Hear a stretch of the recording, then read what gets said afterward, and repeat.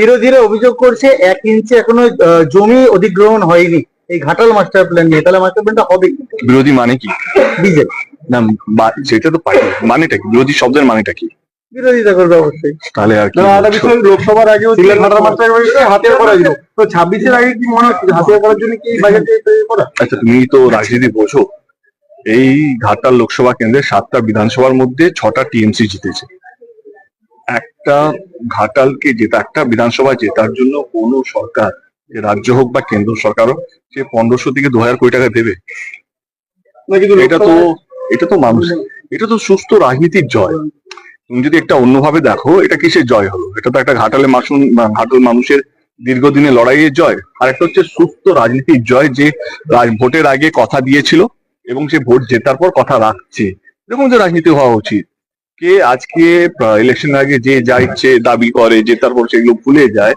কিন্তু আজকে একজন সরকার, একজন নেত্রী, রাজ্য সরকার, সে কথা দিয়েছিলেন কে 2024-এর নির্বাচনের আগে তিনি আমাকে কথা দিয়েছিলেন। আমি যখন দাঁড়াবো না ভেবেছিলাম 2024-এ, তখন তিনি কথা দিয়েছিলেন কি ঘাটাল মাস্টার আমরা করবো যদি তুমি আরেকবার ভাবো। এবং আমার সত্যি কথা বলতে গেলে তখন আমি সত্যি ভেবে নিয়েছিলাম আর আমি দাঁড়াবো না। কিন্তু হয় না একটা লোক কে এই একটা সুযোগ, যেখানে আমার মনে হয়, যেহেতু আমি ঘাটাল লোকসভা কেন্দ্রে 10 বছরের এমপি এবং আমি এখানকারই গ্রামের মানুষ, তো সেই জায়গাতে আমি জানতাম এই একটা সুযোগ যদি আমি যদি বিশ্বাস করি কে না করবেন, তো এই সুযোগে হয়তো ঘাটাল মাস্টার প্ল্যানটা হয়ে যাবে। এবং আমি সেই দিন বিশ্বাস করেছিলাম দিদিকে, এবং দিদি তার বিশ্বাসের কথাটা আজকে রেখেছেন।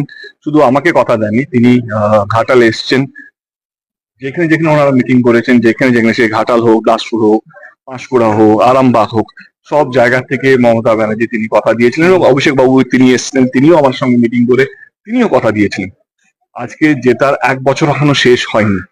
একটা রাজ্য সরকারের পক্ষে এই সময় দাঁড়িয়ে 1500 কোটি টাকা শুধু একটা প্রজেক্ট, একটা ছোট্ট বিধানসভার জন্য, যেখানে 7টার মধ্যে 6টা সিট ওনার জেতা, এটা ভোটের রাজনীতি নয়, এটা মানুষকে সুস্থ রাখার রাজনীতি। এবং এই রাজনীতিকে আমি বিশ্বাস করি, বলি যে কথা দিয়ে কথা রাখা।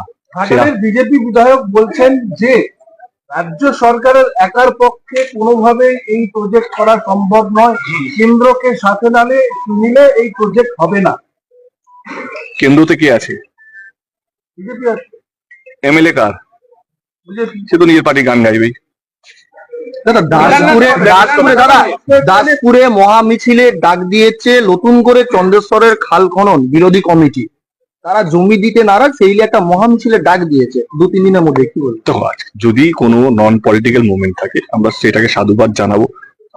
এবার তাদের যে কোশ্চেন রাইজ হবে, তাদের দাবি, তাদেরকে এখনো ডাকা হয়নি, তাদের সাথে বসা হয়নি। এবারে আজ থেকে কমিটি ফর্ম হয়েছে। আমার ঘাটাল মাস্টার প্ল্যান অ্যানাউন্স মানে ঘাটাল মাস্টার প্ল্যান এক্সিকিউশন শুরু। আমাদের একটা কমিটি ফর্ম হয়েছে, কমিটির মধ্যে কি কি ডিপিআর হবে, কোথা থেকে রুট হবে, রুট ম্যাপ গুলো রেডি হয়েছে, কি কি কাজ হবে, কোথায় সুয়েজ হবে, কোথায় পাম্পিং স্টেশন হবে, কোথায় খালকে খাল কাটাই হবে, বা কোথায় নতুন করে নদী কাটাই হবে। এই প্রসেস গুলোই 6 মাস লেগে গেছে। এইবারে আমাদের এক্সিকিউশন কাজ শুরু হবে। সেখানে প্রত্যেকটা কৃষকদের কাছে, যাদের জমিন আছে, যাদের কাছে যোগাযোগ করা, তাদের গ্রামে যাওয়া, তাদের বাড়িতে যাওয়া, এবং তাদেরকে বোঝানো কেন আমাদেরকে এই রুটটাকেই নিতে হলো, এবং তাদের যে ভয়টাকে, এখান থেকে নদী গেলে যে সেখানে যেখানে বন্যা হয় না সেখানে বন্যা না হয়ে যায়, তো তাদেরকে বোঝানো কি প্রত্যেক কটা নদীতে আমরা সুয়েজ একটা গেট করছি, কি সেটা পুরোপুরি কন্ট্রোলে থাকবে ইরিগেশন ডিপার্টমেন্টে। অতিরিক্ত যতটুকু জল, যেটা বন্যা না হবে, যাতে বন্যা যাতে না হয়, ততটুকুই জল ছাড়া হবে ওই গেটটা থেকে। আদারওয়াইজ আমার মনে হয় কি, দেখো এখনো অব্দি মানুষের কাছে আমরা পৌঁছই, কারণ ইটস এ হিউজ প্রজেক্ট। এটা আমাদেরকে সবাইকে বুঝতে হবে। এই প্রজেক্টটাকে রেডি করতে গেলে আমাদের সবাইকে, আমাদের টিমকে, যারা কমিটির মধ্যে, তাদেরকে পড়াশোনা করাতে হচ্ছে, তাদেরকে শেখাতে হচ্ছে যে আমরা কিভাবে প্রেজেন্টেশন রাখবো, কিভাবে মানুষকে বোঝাবো। মানুষের 1000টা প্রশ্ন থাকতে পারে, কিন্তু আমাদের 5000টা উত্তর নিয়ে যেতে হবে তাদের কাছে। এই 5000টা উত্তর কি কি হতে পারে, কি কি অ্যাঙ্গেল দিয়ে আমাদের কাছে প্রশ্ন আসতে পারে, সেগুলোর জন্য একটা প্রিপারেশন টাইম লাগে। আমার মনে হয় কি আজকের দিন অব্দি সেই প্রিপারেশন টাইমটা আমরা নিয়েছি। কাল থেকে আমাদের যে কমিটি বা সাব কমিটি আছে, যেটা কেশপুর বল, চন্দ্রকোনা বল, পূর্ব মেদিনীপুর অব্দি, তারা কাল থেকে মানুষের সঙ্গে যোগাযোগ শুরু করবেন। এবং যে মানুষগুলো কি কি, যেটা তুমি বললেন আন্দোলনে নেমেছে, আমরাও তাদের সঙ্গে যোগাযোগ করবো, কি তাদের মাথায় কি চলছে, তারা কি ভাবনা চিন্তা করছেন, তাদের কি কি ভয়, যে এইটা হলে এইটা হবে, সেই সমস্ত জবাব নিয়ে আমরা তাদের কাছে পৌঁছবো। দাদা, বিরোধীরা অভিযোগ করছে যে দেব বারবার বলছে সবাইকে ডাকা হবে, সবাইয়ের সহযোগিতা দরকার, কিন্তু বিজেপি বিধায়ক বা বিজেপি পরিচালিত গ্রাম পঞ্চায়েত তাদের দিকে ডাকা হচ্ছে না। আজকে শীতল কপাটও অভিযোগ করেছে যে এত বড় মিটিং অথচ বিধায়কই ডাক পেল না। উনি তো বিশ্বাসই করছেন না কি রাজ্য সরকার সেটা করতে পারে। উনি আগে বিশ্বাস করুন কি রাজ্য সরকার করতে পারে, তো সবাইকে মিটিং এ রাখা হবে। আগে তো উনি বিশ্বাস করুন কি আমরা করতে পারি। আগে তো ওনাকে বিশ্বাস করতে হবে কি একটা সরকার রাজ্য সরকার করতে পারে। উনি বলুন আমি বিশ্বাস করি রাজ্য সরকার করেন, আমি কালকে ডেকে নেবো। আজকে কি মিটিং এ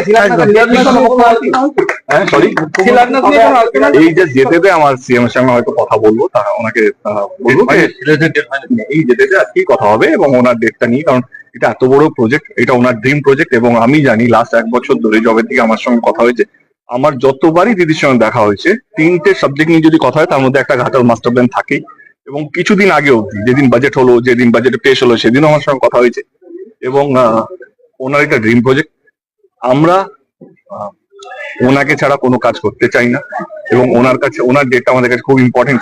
এত বড় একটা প্রজেক্ট, এত দীর্ঘদিনে মানুষের দাবি, সেটা আজকে স্বপ্ন সত্যি, মানে স্বাধীনতার পর যদি বলি পুরো মিদনাপুর জুড়ে, আজকে পূর্ব পশ্চিমে আজকে ভাগ হয়েছে, এটা তো পুরো একটা মিদনাপুর ডিস্ট্রিক্ট ছিল। আমার মনে হয় পুরো মিদনাপুর ডিস্ট্রিক্টে যদি সবচেয়ে বড় প্রজেক্ট যদি স্বাধীনতার পর হয়ে থাকে সেটা হচ্ছে এই